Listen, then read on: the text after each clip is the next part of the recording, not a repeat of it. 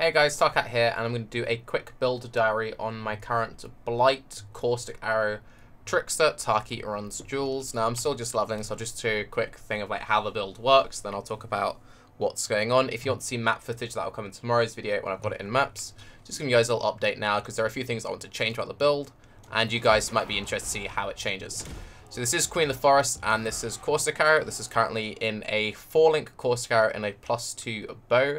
The bow I'm using is Silver Bow. You can pick up level 36, and it's a really solid leveling bow. It costs like an ounce, and that's basically that. Now, the reason why I'm doing Blight plus Caustic Arrow, normally people do Caustic Arrow plus Essence Drain, is the Blight jewels. So the new Blight Threshold jewels give 25% increased generic chaos damage for enemies affected by the Blight Hinder. Caustic Arrow has always been a really good map clear skill and been terrible for single target. In the last patch, they added 200 roughly-ish flat damage to it. It also gained a bunch of new supports and a few other juicy things, meaning the Caustic Arrow damage has gone way, way up. Now, you combo this with the Blight Jewel, and the idea is that you use Caustic Arrow for everything.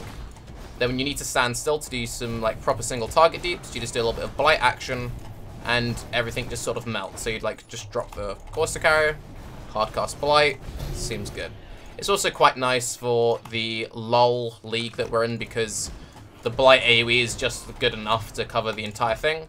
And because it's Queen of the Forest, as you can see, you just sort of run around kind of quickie. Now, because we are still leveling, we haven't got like all the evasion gear, max level grace, etc. We're only running around at something like 100 and maybe 150-ish movement speed tops. This will be about a 250% movement speed build when it's capped out. But to show you kind of what single target looks like a little bit on some random leveling boss. I know that's nothing, like, but it's not maps or whatever. You just kind of get the idea. So like, drop a Wither Totem, drop Caustic Arrow, hardcast Blight. Seems good. So what's like the inner workings of the build? What do we have equipped? All of that good stuff. So as I previously said, we're using Blight. And the reason we're getting Blight is from the Allopathy gloves. These cost a couple of chaos at most. They give level 22 Blight skill, up to 30% increased damage over time, some energy shield, 10% increased area of effect of area skills. Blight has increased hinder duration. You cannot be hindered.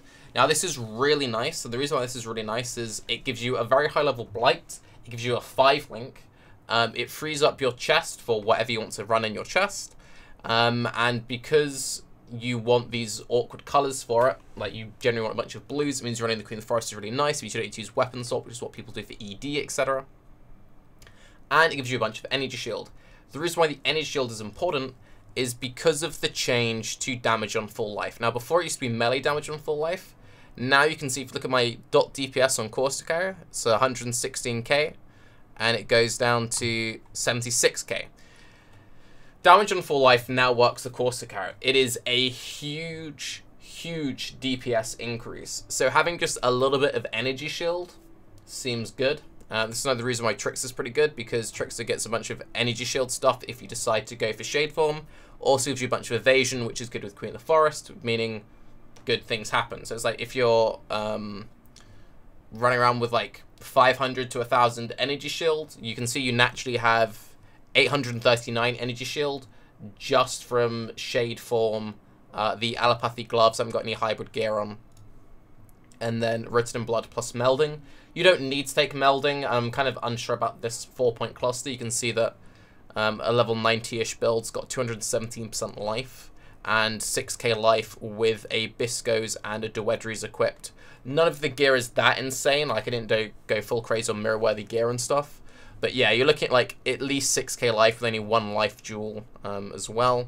So, you know, if you didn't run Duedries, if you had corrupted amulets, if you were higher levels, you could push for Whispers of Doom in the tree. If you're pushing this like 95 plus, you'd make a few changes to the skill tree.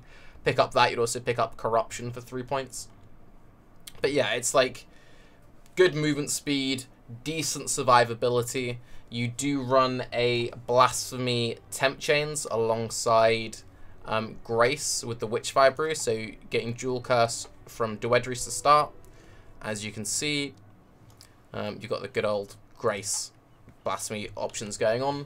This gets scaled up by the AoE we have here, AoE off the gloves. They've made Blasphemy feel less trash by giving a bunch of like flat AoE increases to Blasphemy Curse in general. So it actually feels fairly decent in terms of defense.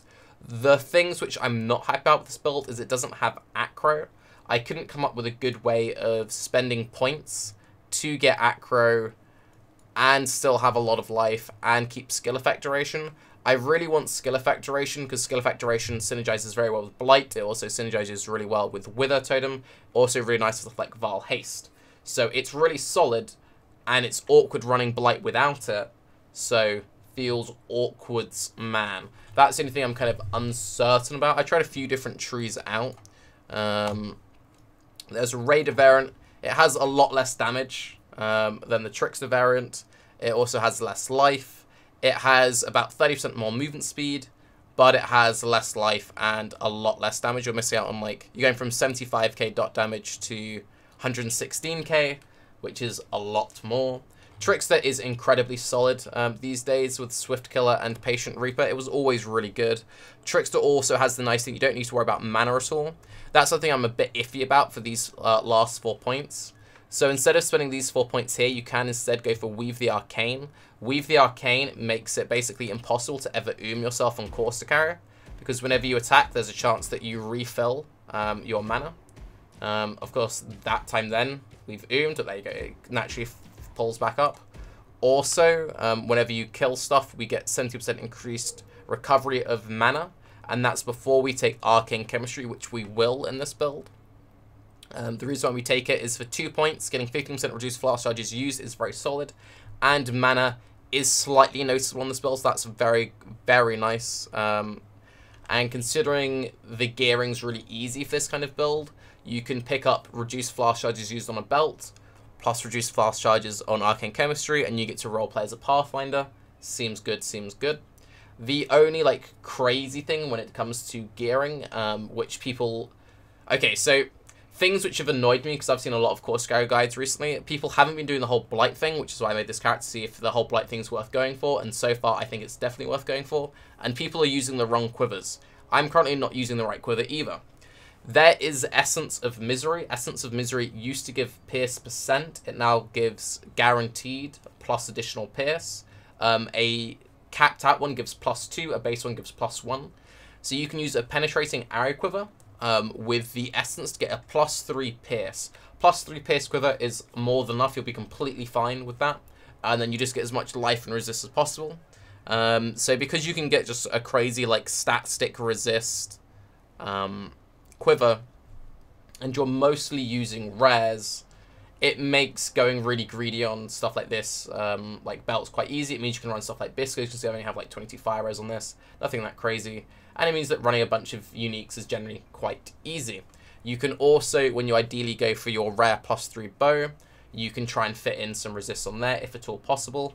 And these DPS numbers are with fairly realistic gear. This is with a 6 link, this is with a level 4 Empower.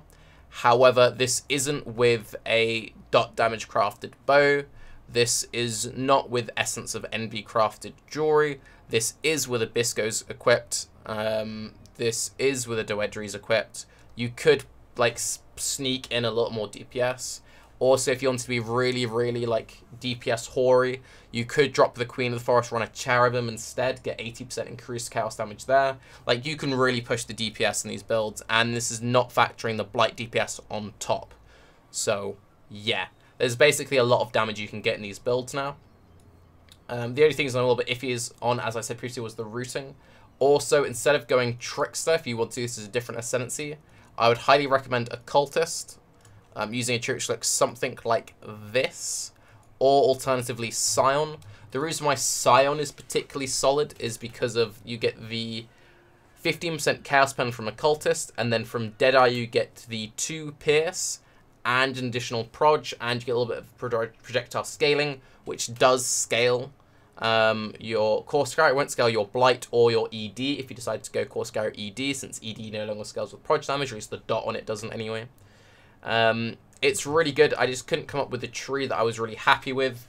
which picked up the 2 Blight jewels. That was the hardest thing about making all of these trees, is having them where you could hit 2 spreading rots and not spread yourself too thin on points.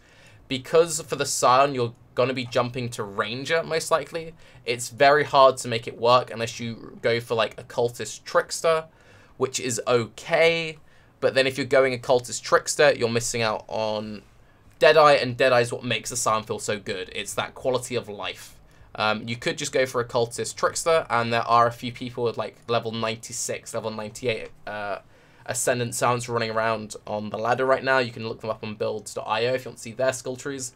But this is what I'm going for, and I will let you know how it changes over the coming days. Things to basically look out for is me messing around with ascendancies when it comes to mana regen, and trying to squeeze in phase acro into the build.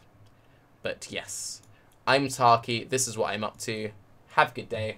Bye-bye, bye-bye, bye-bye. I don't know why I've started doing this. Bye-bye, bye-bye, bye-bye, bye-bye, bye-bye.